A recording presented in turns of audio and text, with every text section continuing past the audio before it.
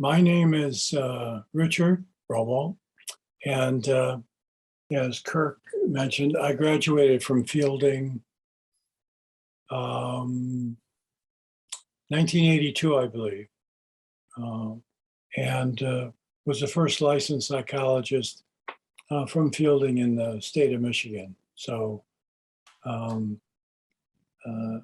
Fielding was a very good experience for me, and I'm delighted to have this opportunity to give back a little bit here. And since Kirk and I have been doing so many things together over the last couple of years, I asked him to join us. And just gonna.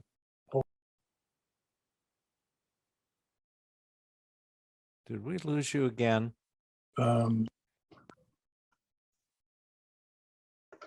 And now we're back recording, so you should be good to go. Okay. It should be good to go. Now, how do I get rid of this square that says this meeting is being recorded by the host? I tried, oh, there we go. Got it. Simple enough. Try again here.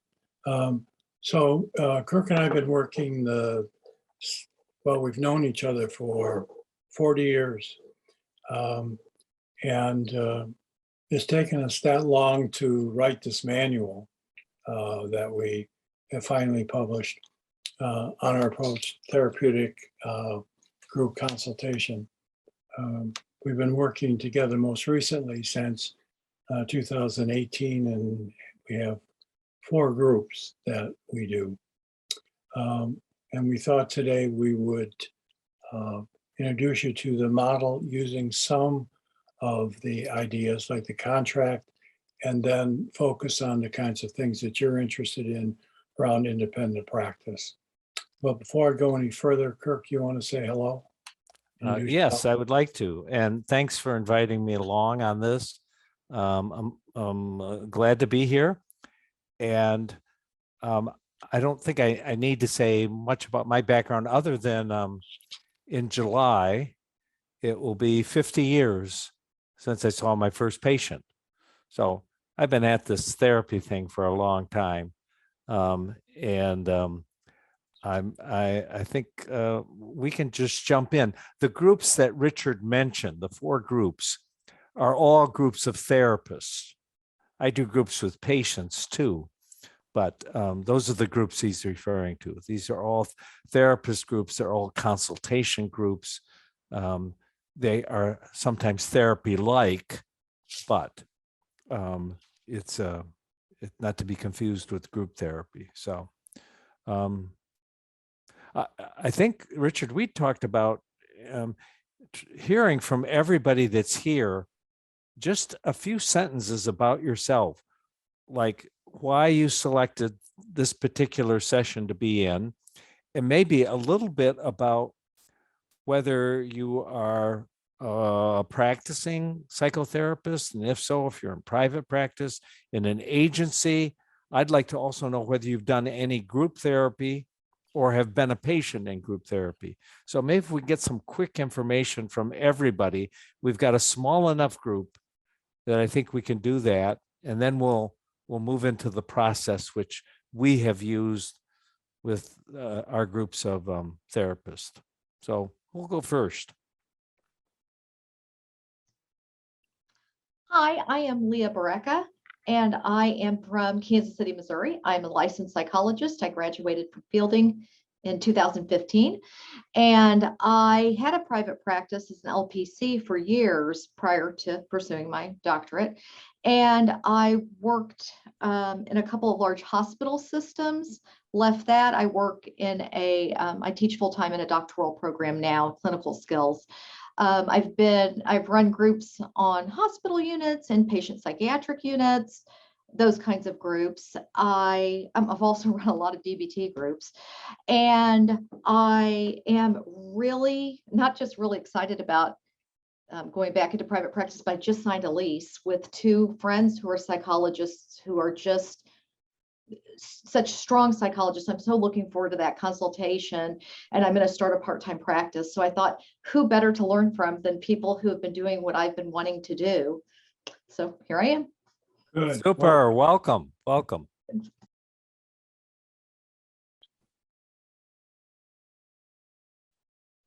Okay, I'll go next. Oh, Good. sorry, Les Chastity, you want to go next? I'll go after you. Okay, sounds good. So I'm actually doing some coaching work. I graduated with my PhD from fielding back in, I think it was 2016 now. But as a coach, I'm looking to be working possibly with my son-in-law, who's in the process of finishing his PhD in clinical psychology out at Loma Linda. So we might be doing some work together. So I'm really here just as a curious, interested person in how all this works and comes together. My name is Chastity. I am a registered clinical counselor in Vancouver, British Columbia, Canada. I've been in private practice since 2007. I am a current student right now, and after I'm done graduating, I will be seeing more clients in my private practice, likely not going back to the government job that I had working for Vancouver Drug Court. I run groups at Vancouver Drug Court all the time and have done groups before. We do life skills, DBT groups, all that sort of stuff, relapse prevention groups. And yeah, I'm really excited to be here. And I just wanted to learn a little bit about, what you guys say in terms of private practice, since I'm going to be concentrating more on that in the future. I'll go ahead and go. So, hello, I'm Rosalind Collins. I live in, as many of you heard, in Santa Barbara, California, with Hillary. I'm actually a student in the clinical psychology post-bac program. So I'm really on the far end, but I know that I want to go into private practice. I like the flexibility of clinical psychology. And so for health reasons and life reasons, with my parents getting older and such, I would like to have flexibility. So I do know that private practice is something that I would like to do from the beginning, more so than waiting for years to come before going into private practice. So I'm just here to get as much information as I can so that hopefully I can learn and put some things down in my planner of things to look out for and hopefully avoid many pitfalls. Thank good. you. Sounds good. Hello, my name is Teresa Juarez, and I live in McAllen, Texas. I just got accepted into the clinical psychology program here at Fielding. So I'm here, just like Rosalind, just absorbing and learning as much as I can. So thank you for putting this presentation. Oh, you're most welcome. Yeah. So good group here. Kirk, how about if we start with a contract, just going over that, and then address some topics perhaps for today. We work with a contract. It's a modified analytic contract that we have used for group therapy and then modified yet once again for our consultation groups. Essentially, we ask that you stay for the full 90 minutes we have today. If you need to leave, if you would let us know ahead of time, we'd appreciate that. So there aren't abrupt leavings. The purpose of that, like in group therapy, is if you leave and people don't know why, they may think they said something that precipitated your leaving. So that's part of the reason. Yeah, go ahead. Second is that you agree to put feelings into words so that any feelings get communicated directly. Again, this is a carryover from group therapy where If strong feelings are to be expressed, and we encourage that there is not the risk of acting out that may prove in some way dangerous to prospective group members, or for our purposes, disruptive to the process.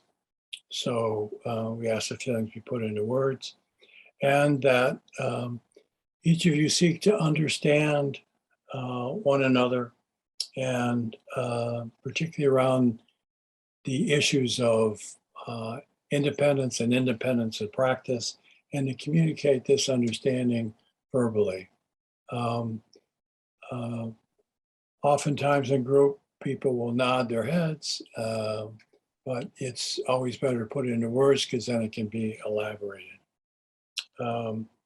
We encourage you to share observations and reactions about what's happening with other participants today, or about Kirk and I, that we really invite reactions to what either or both of us are doing. From our standpoint, we agree not to act on our feelings, and that we will also mind the time, so that we handle this in a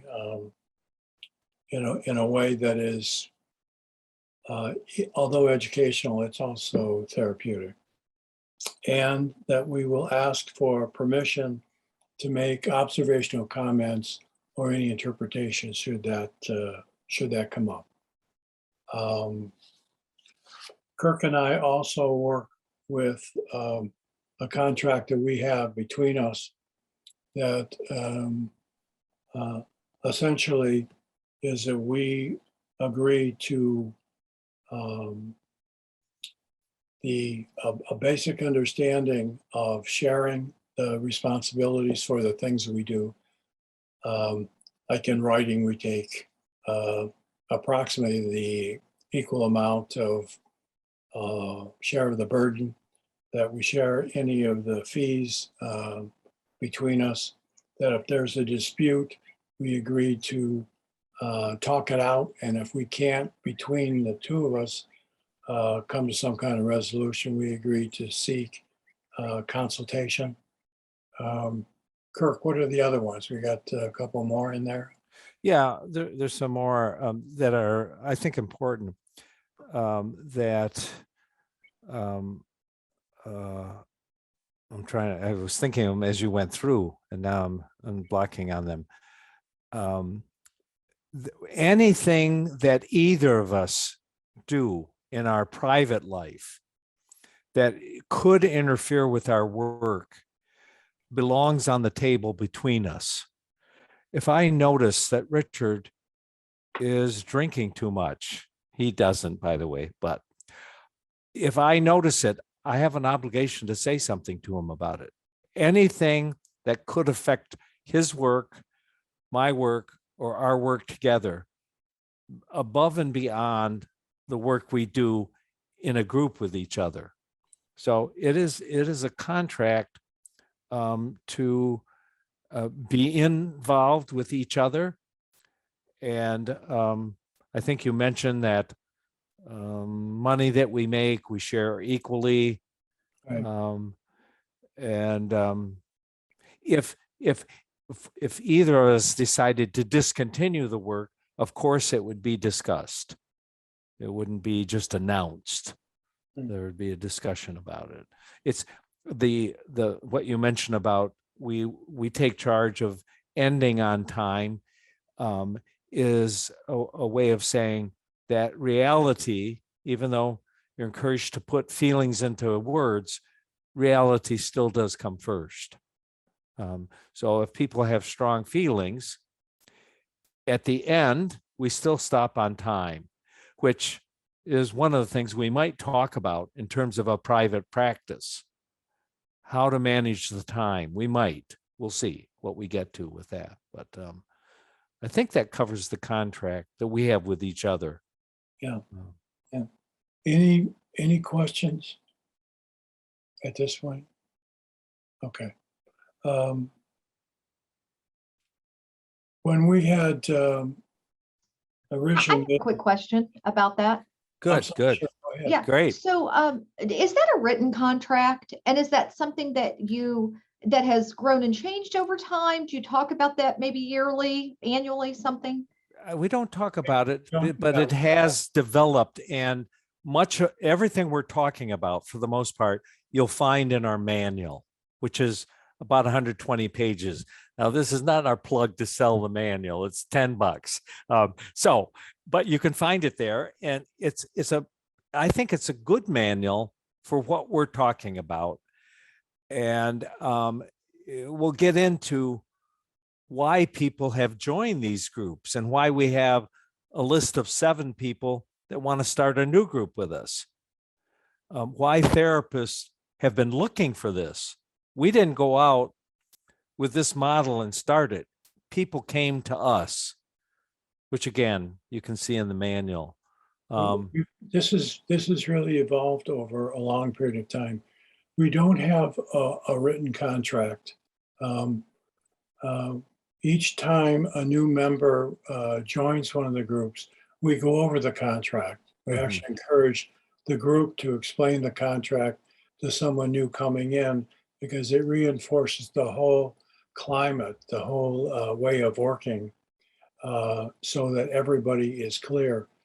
We're open to evaluating it and do so periodically, not as a formal process in the group, but something that Kirk and I may talk about.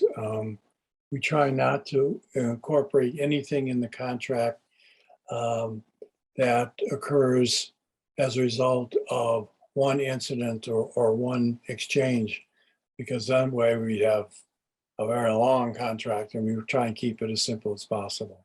I think it's a good almost suggestion on your part, Leah, though, that maybe we should write it up so it's available for people starting. We like to review it at the beginning, because then we can go over some of the things that people might be, some people might be very silent in the group. That can be an acting out of feelings. All sorts of different feelings. So it's helpful to go over just what we covered here. When a new member joins, we talk about how a person can leave, that we expect they will talk about it 2 consecutive times.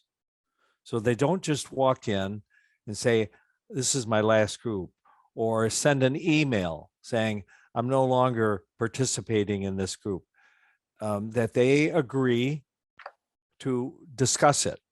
And they don't have to say why they're leaving, but that there needs to be a discussion again, so people aren't left with a feeling, oh, I said something quite confrontive to that person. We had an example of this where I said to a person, you have a wall of words. He'd talk. He wouldn't stop and give people a chance to get involved. And he was very disturbed about it, almost left the group. But that kind of thing will happen where people feel hurt or exposed or whatever. So the leaving is also discussed. What the purpose of the group of the contract is really twofold. One, to build a container for feelings, but also to strengthen a sense of commitment and connection to people, because this is a consultation as opposed to a therapy group. The contract also allows us to intervene on 2 different levels. We can either approach an individual who may be violating a contract, like Kirk was talking with the wall of words, or it allows us to also challenge the group. The group is a whole interpretation of what is happening, that the group is violating the contract, coming late, nobody confronts, someone that sits silently, nobody inquires within the group. So it allows us interventions to go either individual or group. Since our focus today is on developing an independent practice, this is the contract helps create that incentive to work together to establish an independent practice where people really help one another.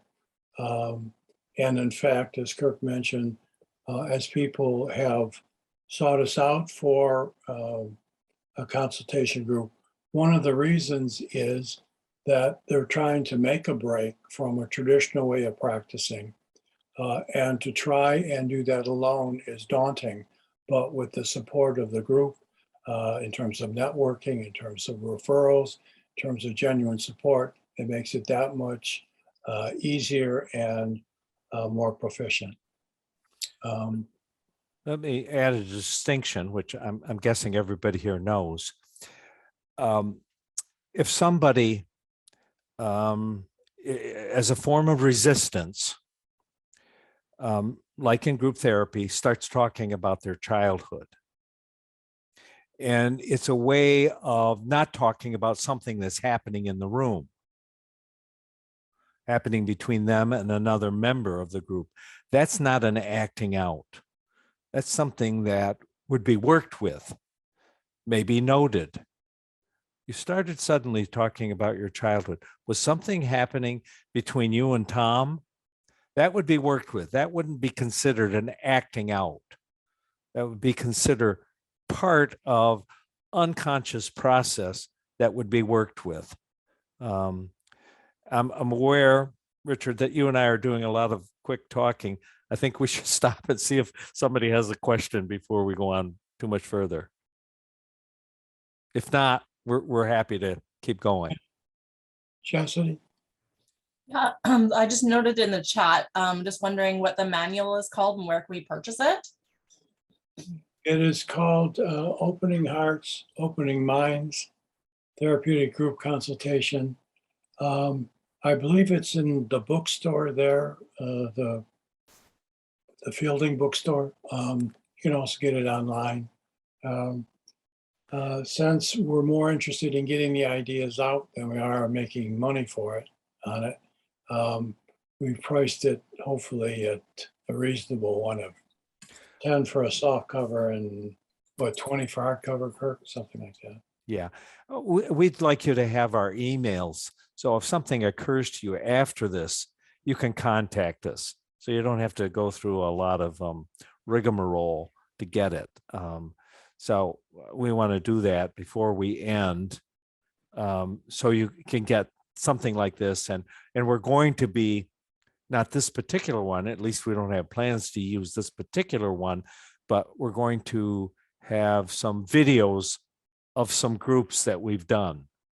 So people can actually watch the process. That will be on our website. One of the things that we have incorporated in the manual is a link to our website where we encourage people to ask questions of us or share reactions.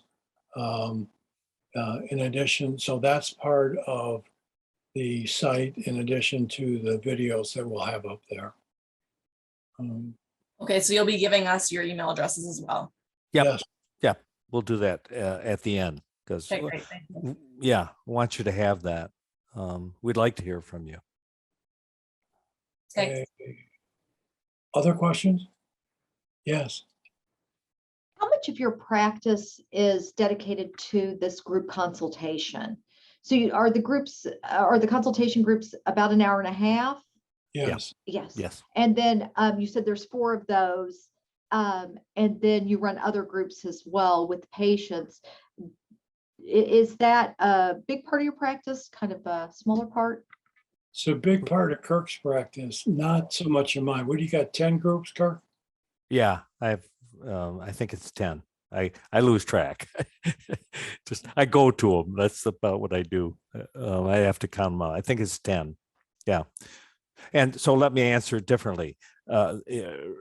Richard, you do a lot of individual therapy and then these groups for therapists. I do with Richard, these groups for therapists, consultation groups. The groups that I do with patients, usually a patient sees me in individual therapy and in group therapy. I'm a member of a board on that very subject of combining individual and group therapy. It makes for a powerful treatment to have a place where people can practice doing in a group often what comes up in individual therapy. To have a place where you can practice telling the truth about yourself, being vulnerable, being open. You can do that with one-on-one, but it's different doing it with people who will also, one of the goals for everybody is to be able to tell the truth to others, what you observe about them, and do your level best to tell the truth. And those kinds of things, and being able to hear people without becoming defensive, talk to you about you, and also to be able to insist that you are heard. No, you didn't hear me. I didn't say that. This is what I said. You don't get that kind of practice so easily in individual therapy. That's why I do both simultaneously. But Kirk, that's a nice segue to discussing our approaches. Kirk and I approach things differently in group. That Kirk is more focused on what's happening individually with people. He kind of checks in with himself. There are times he closes his eyes and goes inside to see what his reactions are, which initially, the first group or two, I saw him do this, and I thought, damn, he fell asleep on me here. But no, he was just checking in with himself. He comes from a radix, crisis mobilization background. He shows up around resistances, the way he handles things and the way I do. I'm more from an analytic orientation, group process, what's happening in the room at the time, language, those kinds of things. So we have different approaches. There's a resistance. He's more likely to go out after it and challenge. And I am more likely to pause and wait to see what unfolds. The approach works well in offering different vantage points. It's not always easy to pull off, where Kirk can see my waiting as kind of empty time, and I can see his confrontations as being in too big a hurry. So we have to, adjust as we go along, and we do so out in the open, quite often. There was someone who was leaving a group who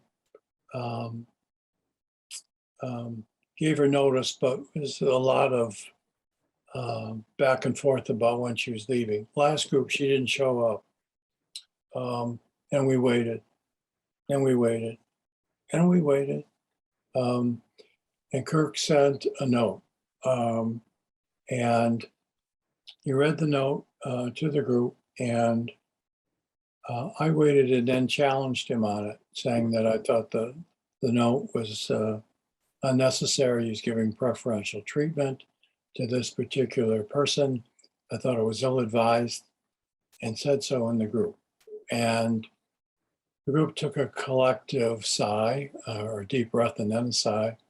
And then Kirk came back at me and told me I was being impatient, and that for the group's sake, he was willing to wait. We went back and forth a few times on that, airing it out in the open, in the consultation group. then we paused and asked people what their reactions were. Surprise to us that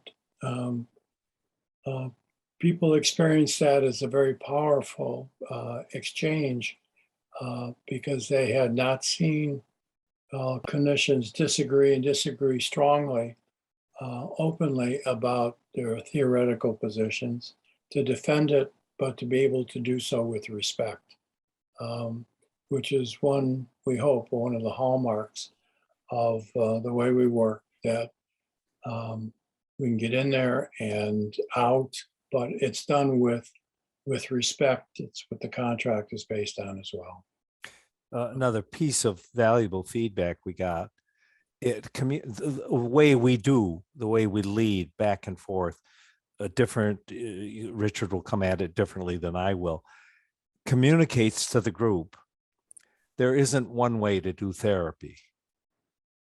And that's valuable, to know that there isn't just one method.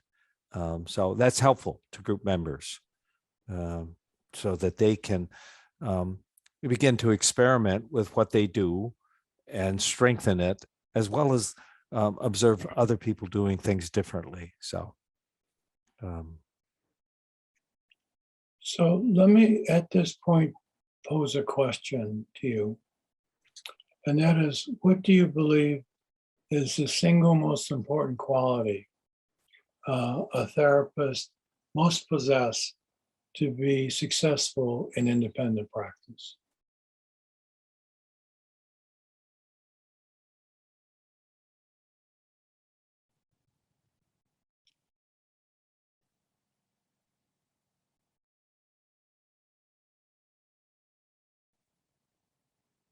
see, I'd give them a little leeway. What do you think's the most?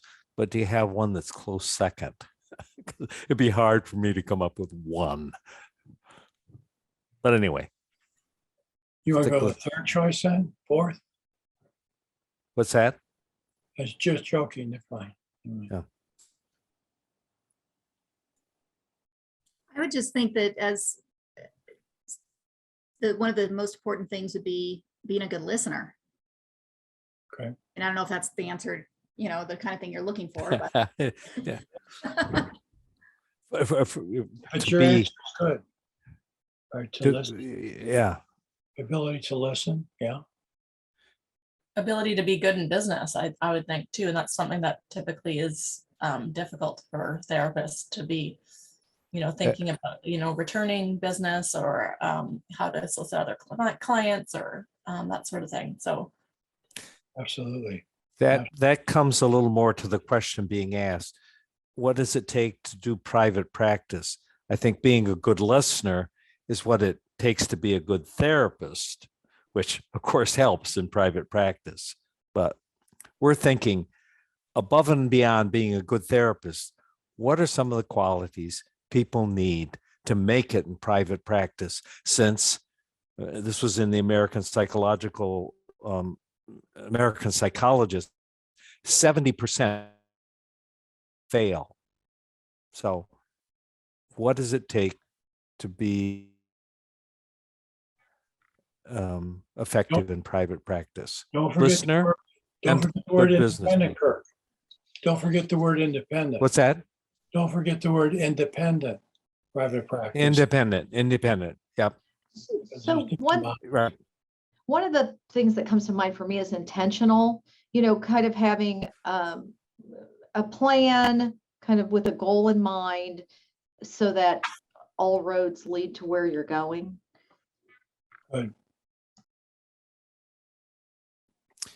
One of the things we'd like you to be able to get a hold of, one of the therapists that was had been in one of our groups. She wrote a manual for starting a private practice. It's very good. At some point, for those of you who haven't started one yet, it's a very useful manual on how to get started, what you need to do. what is the name of the manual? I think Oh, starting Google. private practice, we'll get you the information.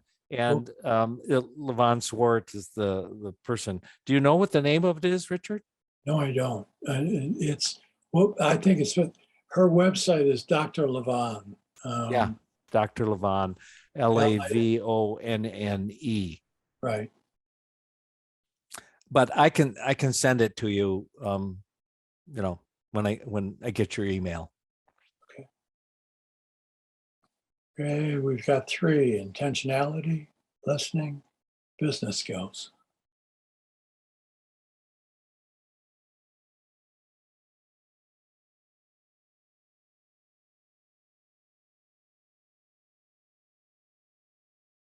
Any ideas from the rest of you? What you think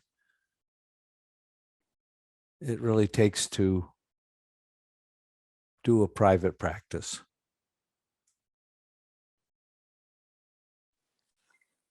So I think you may have seen in the chat, but I think a balance of business and clinical skills.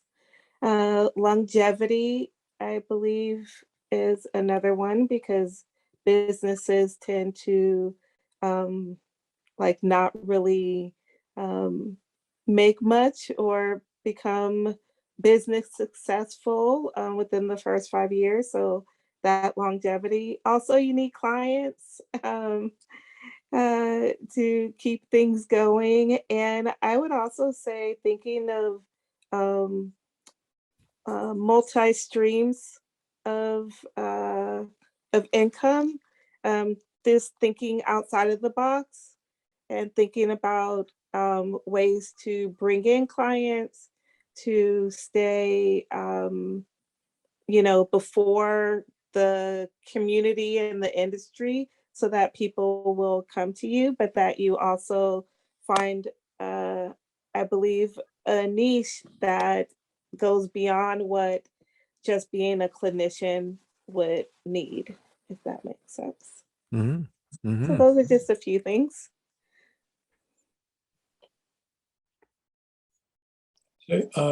Kirk, I just realized there's a whole number of comments on chat that we have been missing here. So I just want to alert you to that because I just figured it out. No, So, I had not known that.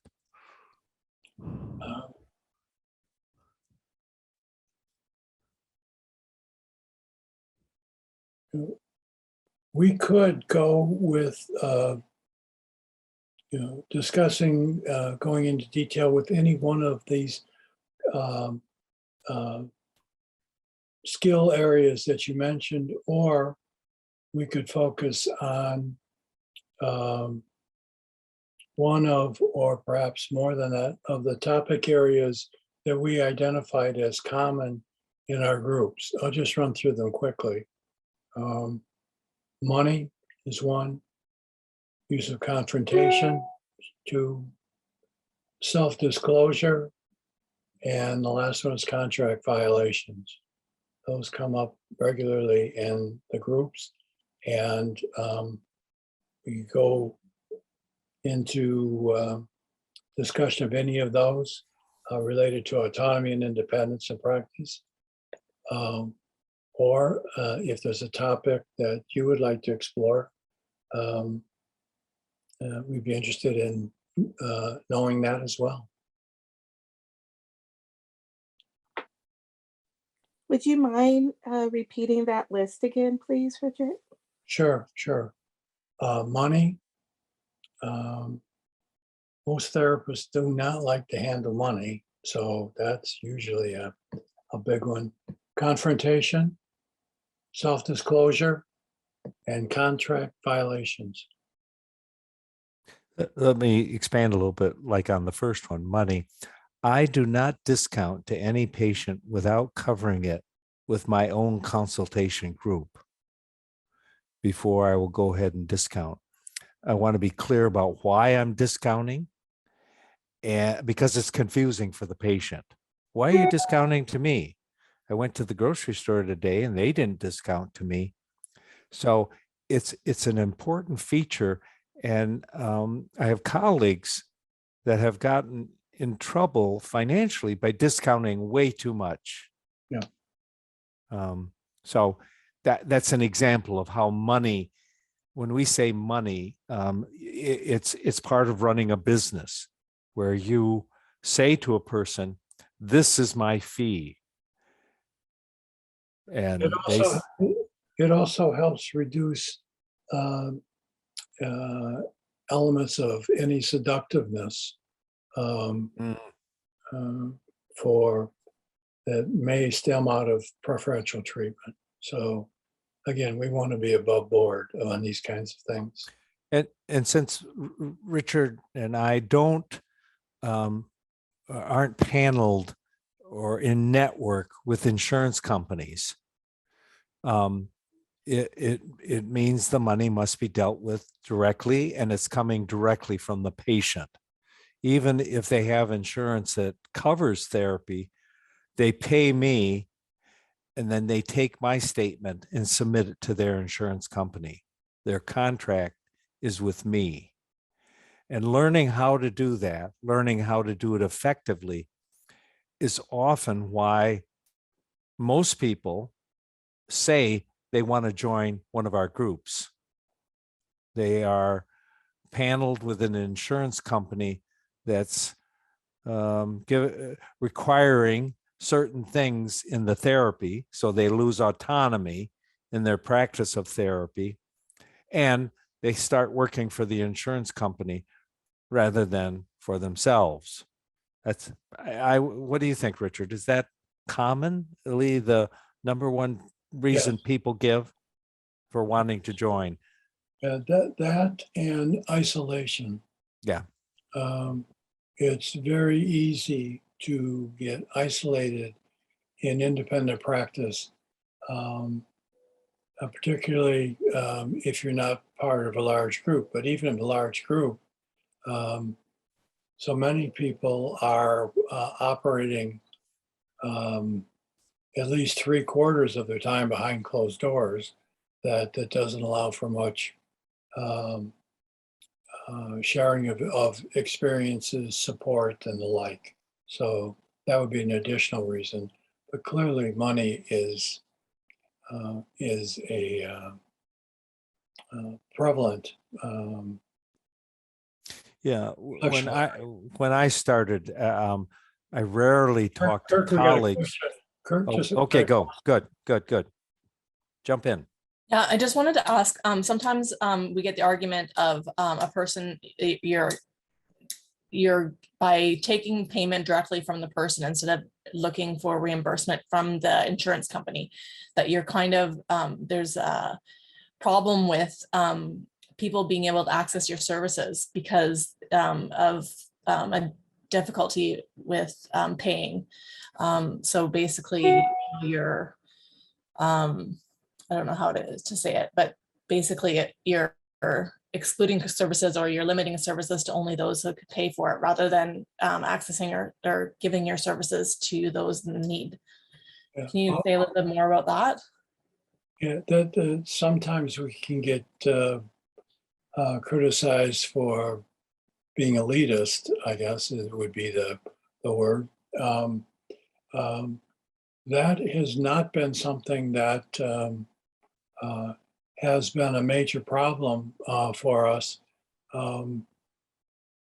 Kirk has a very nice way of being able to address some of those questions as they come up in the initial phone call, and that's the best place to handle it. We make a point of letting people know that what the fee is. Although, as I'm thinking about it, it's less of an issue with group. It's much more with individual. Yeah. But with group, since our consultation group fee is $75. Most of the time, that's not an issue for people that want to join. For individual therapy, when the fee is higher, that's something that we need to work with. But I don't think that there's been anyone in any of the groups that has been that once they move to being out of network, that their practice has suffered, and in fact, it's increased, and the patients that are seen are very similar to financially to those that do have insurance and use them. It's just, it takes us out of the middle as therapists.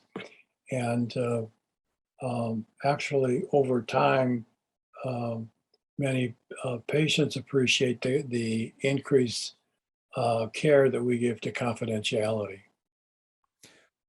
One of the things, several things I've done to handle my own issue with is this an elitist service I provide, is I also provide therapeutic services at no cost. I've consulted at hospitals. What happened is it just intensified my referrals, which I don't need referrals. I got too many referrals at this point in my life. But I also worked in a educational system where I worked with students that needed help, where there was no issue of money. I did it in terms of voluntary work. For me, it's cleaner to, if I'm going to do something out of generosity, to not mix that with payment. For me, I don't think that's the way for everybody to do it, but that's one of the ways I dealt with that issue of, oh, I'm just providing a service for the rich. But again, it's one of those things that we talk about in our groups, and everybody has maybe their different ways of dealing with that issue. You know, it's coming up more frequently now with therapists that I'm not sure where it is and how it is in your states, but in ours, one of the larger insurance companies is forcing practitioners to move from the 50-minute hour to the, was it 35 or 40-minute hour, and penalizing those that stay with the traditional 50-minute. Harassing them, Right. asking for records. Whereas if you do it for a smaller session, they don't bug you for the records. So it's done in lots of ways. Right, and that they can ask for reimbursement from therapists for monies paid if at some point they do an assessment and determine that therapy wasn't warranted or not as long. So with those kinds of impingements on practice, a number of clinicians are more interested in some of the ideas that we have to function outside of that network to maintain, the integrity of their own practice, as well as not only being clinically useful, but also financially more rewarding than chasing around an insurance company for the next couple of years. Had a number of times, somebody was getting reimbursed by an insurance company and were told after 3 sessions, we will no longer reimburse unless they go on medication. Insurance company deciding medication is needed if you see people more than 3 times.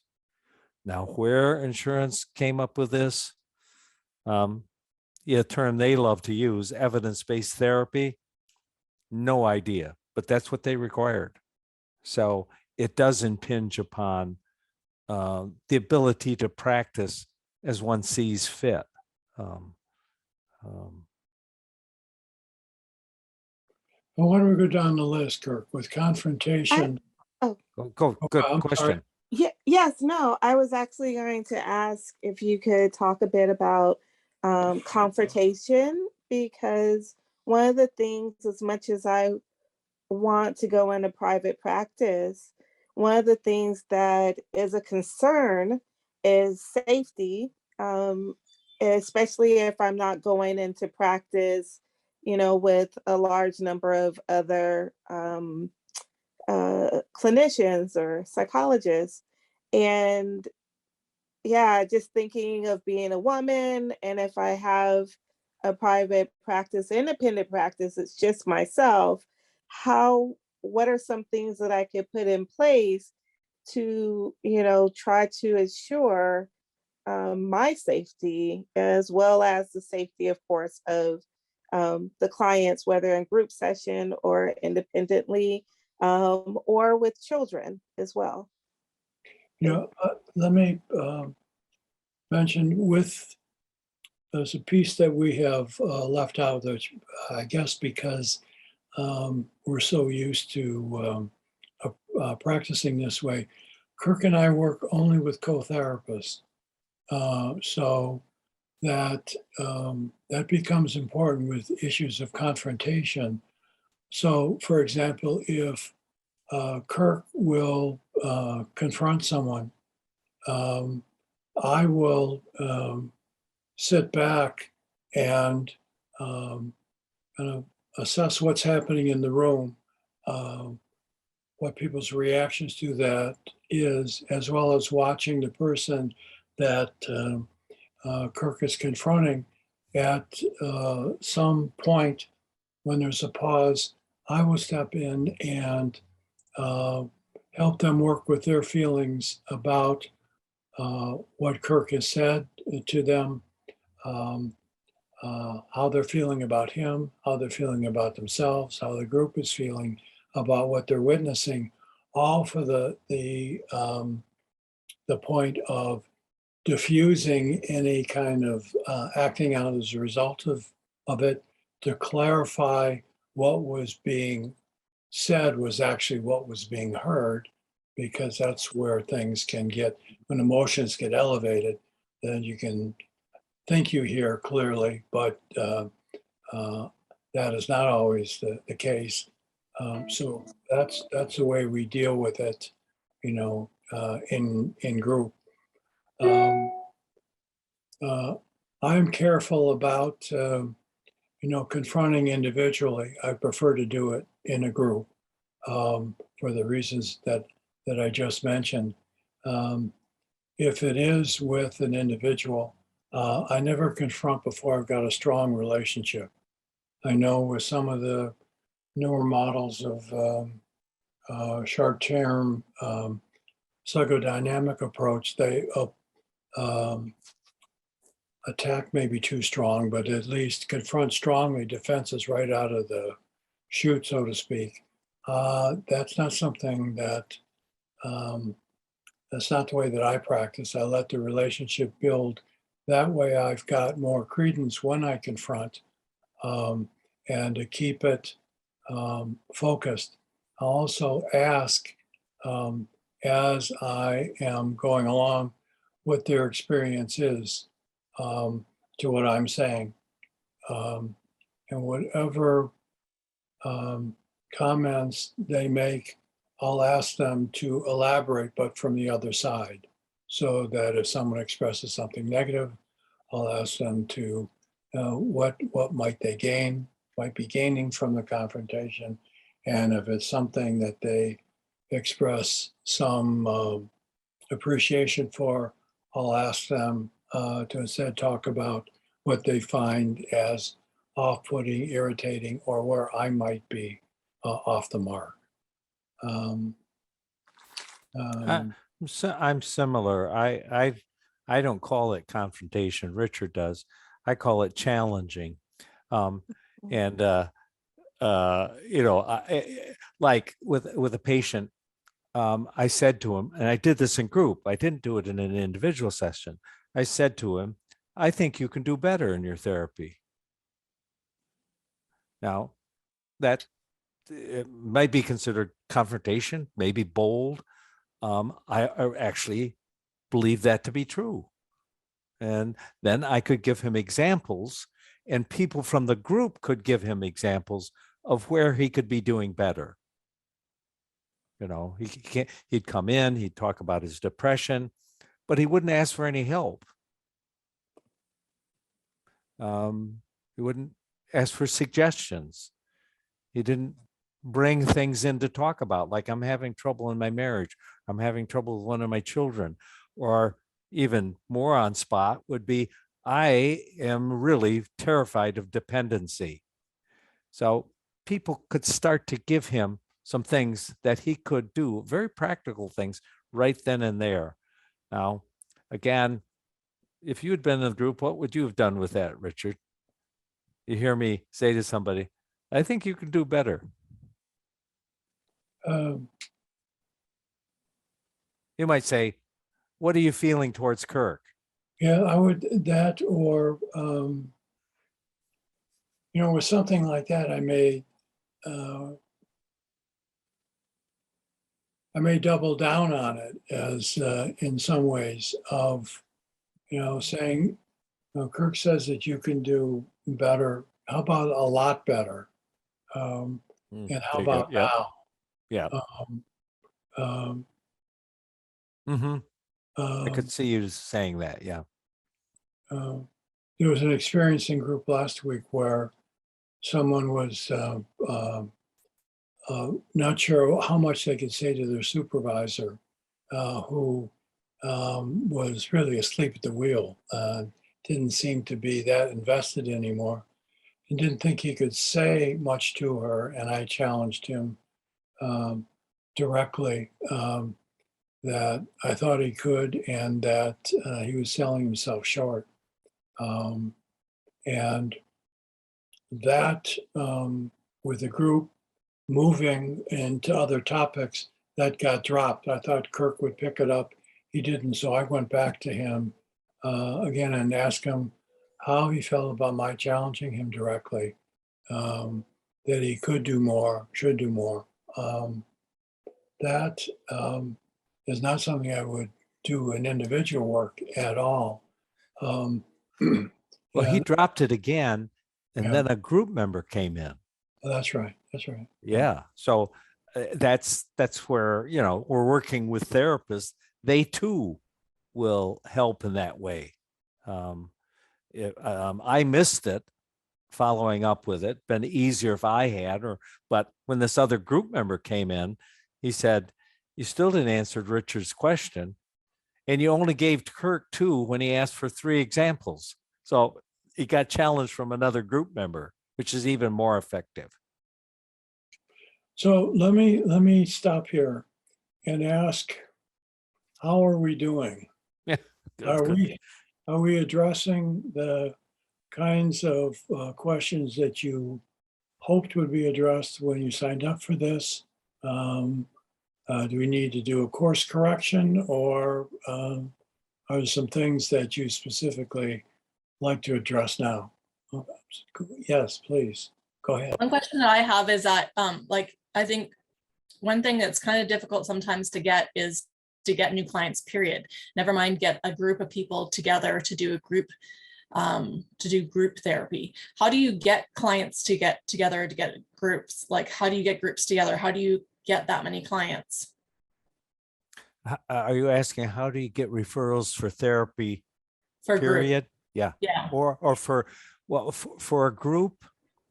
There are two questions I hear, and I'd like to address both of them.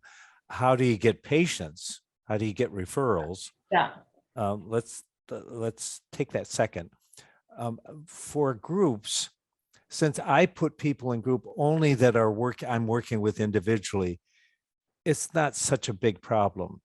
You have to twist maybe both arms and tell them you're going to suffocate them if they don't go into group therapy, but you can be playful with them. Say, come on, I can see what more you can get. How about you try it for 6 months? And they say, are you kidding me? No, I'm not. How about a year? So I'll play with them, certainly, but they're people I'm already seeing. They're people I have a relationship with.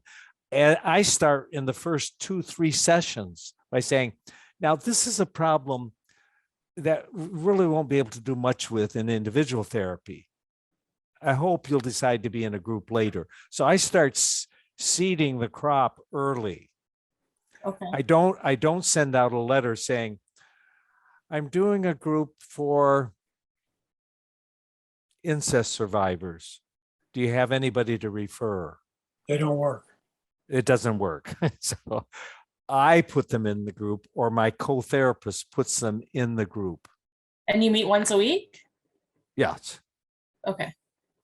But I could see the shock. I understand. Until you start doing it, it seems like a lot, right? Well, it just seems like even to start, like, how do you start? Because for me, it's like, I'm just getting clients individually. So how do I get them also in a group? Like, I love group therapy, but a lot of insurance companies also won't pay for group therapy. So there's a couple of different things. One is just the challenge of starting a group, because, you need to have more than one person in a group. And the other part is that, that they can't get reimbursed sometimes. That's where it's good to have a co-therapist, so you both can add. The ideal number for a group is like 6 to 8.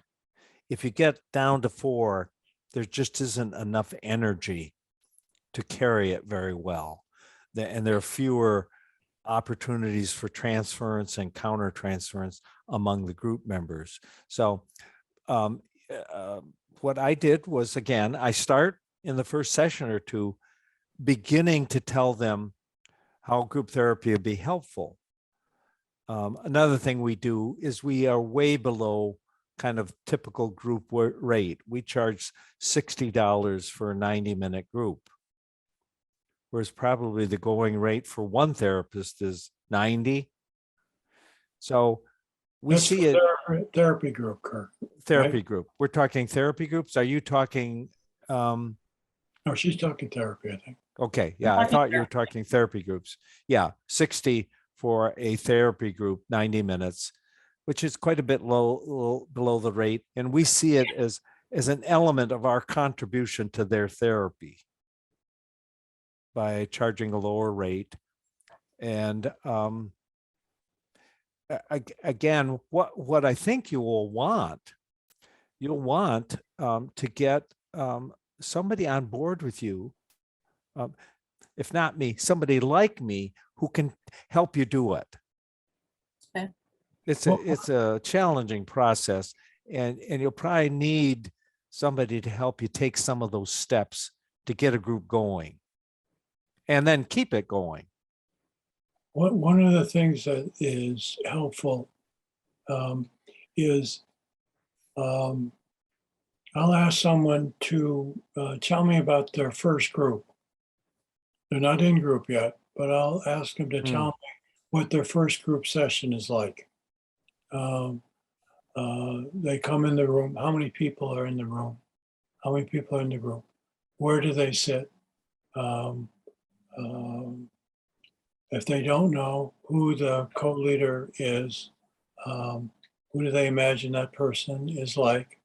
What do people talk about? Do they say anything?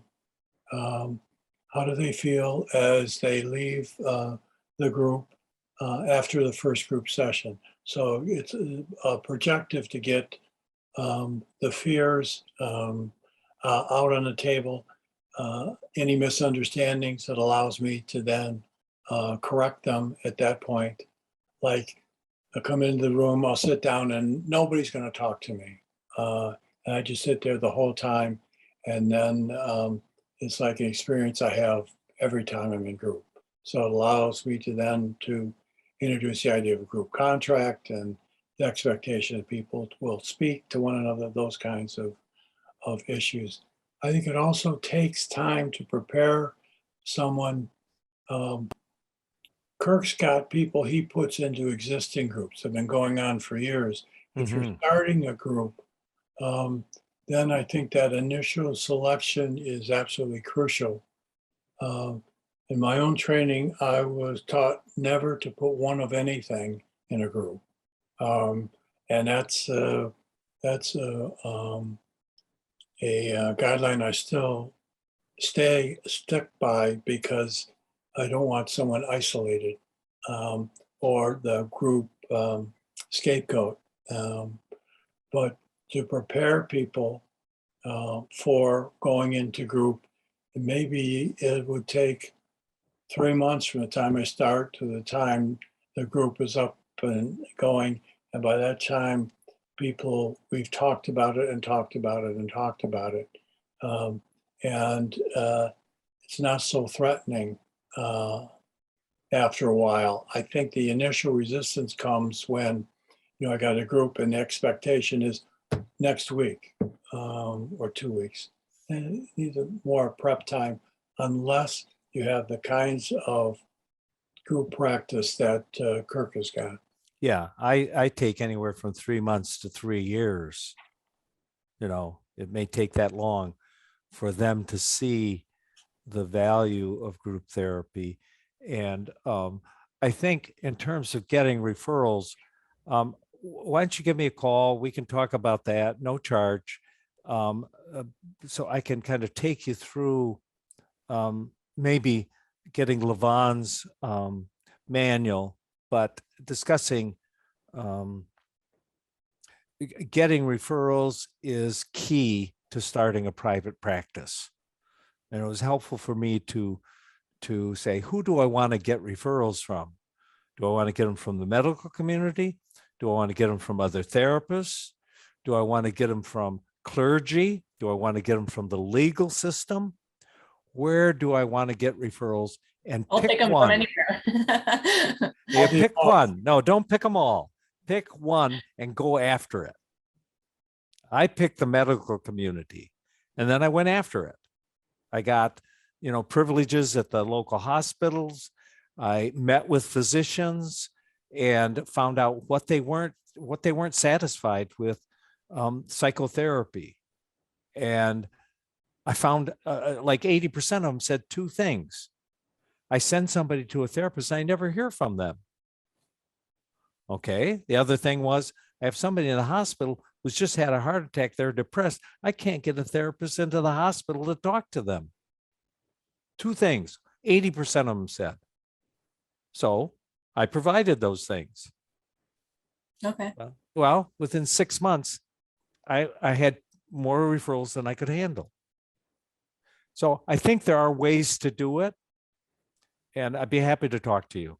Be happy Okay. to kind of come up with a plan, get you going on it. I'd like to see you successful. Okay. Thanks so much. That's a kind of you. Sure. It's called the care and feeding of referral sources. Yes. Yeah. And they are your circulatory system, referral sources. And it might be nice to get them from other therapists, and that's where I get most of mine. Richard said to me, you don't even have a website.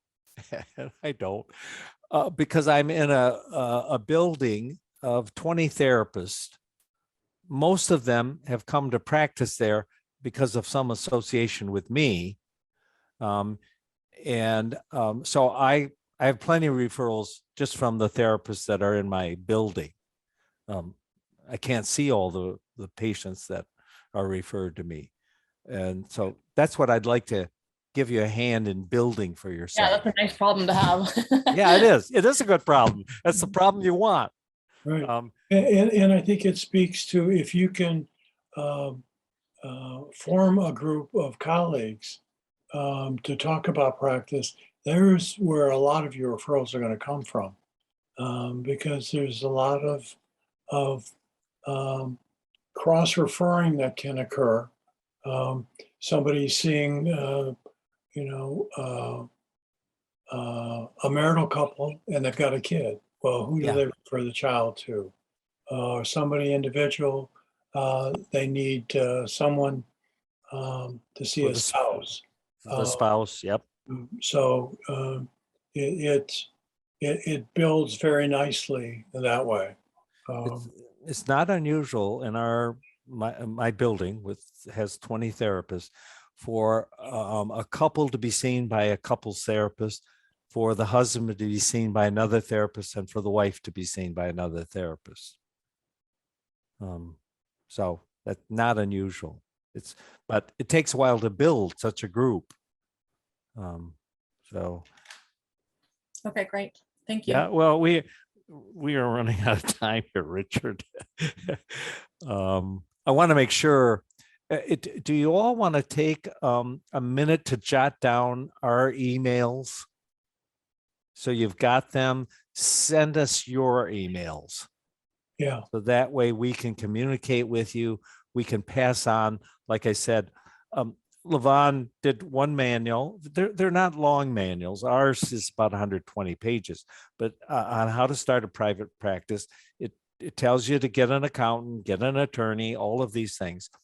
And she also wrote a one on how to practice effective therapy, which again, fairly short, fairly simple, but some really good tips of how to be on top of what you're doing with each patient. right. So She also includes forms that you might use. So she's yes, done a forms. good job of the whole nuts to bolts thing. That's where you can find the contract that again, people that I've worked with will typically give to a patient. And the contract says what the cost is, if they cancel late, that what they'll be charged, and so on and so forth. All of that is spelled out. That they have to speak 3 times, 3 sessions in order to stop therapy. All of that gets spelled out. You wouldn't have to use it, but at least gives you a sample.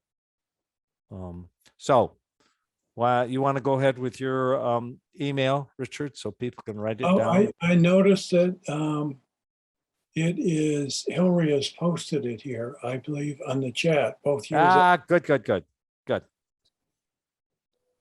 So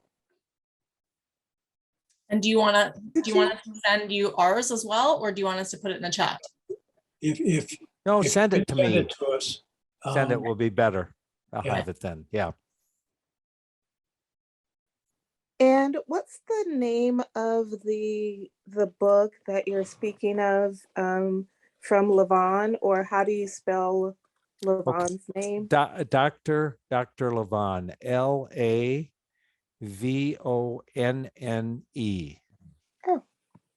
And that's her website, I believe, Dr. Levon. Dr. Levon. okay.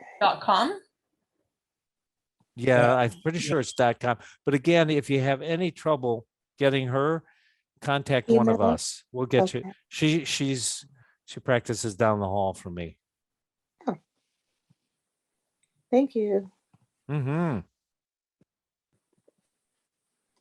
Other questions? We've got 10 minutes. about 10 minutes. Shoot. How did you all get started with your practice, and what have you had to change or we're not really post COVID, but where we are since the pandemic? How have things changed? Uh, You want to take a shot at that, Richard? well, I was thinking about how we got together, or is that what you'd like to know? How Kirk and I began to put our ideas together and work, or was it more general how we established our practices? Wow. Actually both, I guess. Okay. I'm curious as to how you both went into private practice, and then how you began collaborating, I guess, and how have things changed, if at all, but I think that they probably have since this, global pandemic that we're in, and things are so different. And thank you both so much. Oh, you're welcome. Let me take, historically, Kirk and I go back a long way. That I was doing my internship and he was a staff psychologist, and we had some interaction then. And then over time, since our community is relatively small, um, I knew of him and vice versa. So we began to do some workshops together after participating in the State Group Psychotherapy Society. Um, um, we were also in a supervision group for a number of years together, which Kirk continued on. And I left at one point, and then he invited me back to join him to do the consultation groups, or at least that's what I thought he had said to me. What he actually said to me was I interested in interviewing with the groups to see if they would be interested in my co-leading with him, as well as his decision. So I went through that process. That's been since 2018, I believe, we've been working together. The pandemic really changed a lot of things. Doing groups on Zoom is like trying to do groups with Hollywood squares. You see all the squares lit up, and then trying to figure out who's talking when about what. It can be challenging. But I think it's the strength of the model that we didn't lose anybody over the pandemic as much as people want to be seen in person. I don't know that we changed anything, at least I don't think we consciously did, Kirk. Oh, the only thing changed is we went from meeting in person to Zoom meetings, and we have both now, in person and Zoom. That's about the only thing that changed. And of course, these are all therapists, so they're talking about the pandemic too, and what's going on. And so they had a chance to talk to other therapists about this pandemic that has two big competing emotions. On the one side, fear, just out and out fear of death and getting this virus. On the other side, hunger for the old way, hunger for social contact, hunger for the freedom. So these very two powerful competing emotions. And not only did their patients have it, they had it. All of us therapists were dealing with the same kind of stress, and that made it different. And that made it valuable, I think, particularly to have other therapists to talk to. And I know for me, it led to a consciously to making decisions about greater self-disclosure on my part. Well, because, again, sometimes it was because we were seeing people and they were in their bedrooms, husband and wife talking to us. I mean, going into their home, being able to see things, and maybe them seeing, not happening right now because I got the door closed, one of my dogs wander in. So there was more disclosure that happened naturally. Well, thank you both for that. I really appreciate it. Oh, thanks for joining us. It's so the privilege to be able to talk to you. Yeah, So- people will ask us. No, they stopped asking when we're going to retire because,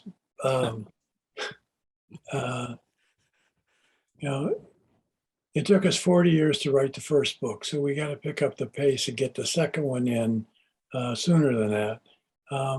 But we enjoy our work. We enjoy our work together. We enjoy this work. It's important to us. We want to pass on something, to other therapists. And there's, no other profession that either one of us would choose to do besides this one. Yeah. We're in our mid 70s, and I generally say to people when they ask about retirement, I say, in 5 to 10 years. I mean, that's my standard answer. You've been So- saying that since you were 40. I've been saying that since I hit 65. So yeah, or 40, whichever. Anyway, we're going to have to sign out, unfortunately, but thank you all for, we've got another minute or two. Is there one last question? Comment, evaluation, anything you want to say to us. This was great. I just wish we had more time. Thank you so You and me much. both. It feels like we've had to rush, and Yeah. that's not fun, but a Yeah. lot to cover. Feel free to consult with us. Give us a call. Let us, Yep. we can be Yeah. of help. We will be. Yep. Richard and Kirk, thank you so much. I've been listening the whole time, even though I haven't been on camera. But wow, what incredible information. And thank you so much for sharing this with the fielding community. And it was so nice, Richard, to connect with you. And hopefully we'll get a chance to maybe do this again soon. I think we were talking in person in Santa Barbara for a session, maybe. Oh yeah. I think Kirk Should be playing with Santa Barbara, one of my favorite places. Yes. So this video will be available on the attendee hub. If you click on sessions at the top of your of the homepage and then click on demand, then you'll be able to visit this fantastic presentation again. Very good. Good enough. Thank you Take care again. up. Thank you. Bye-bye. Bye. Bye. Yes. Bye-bye. Bye.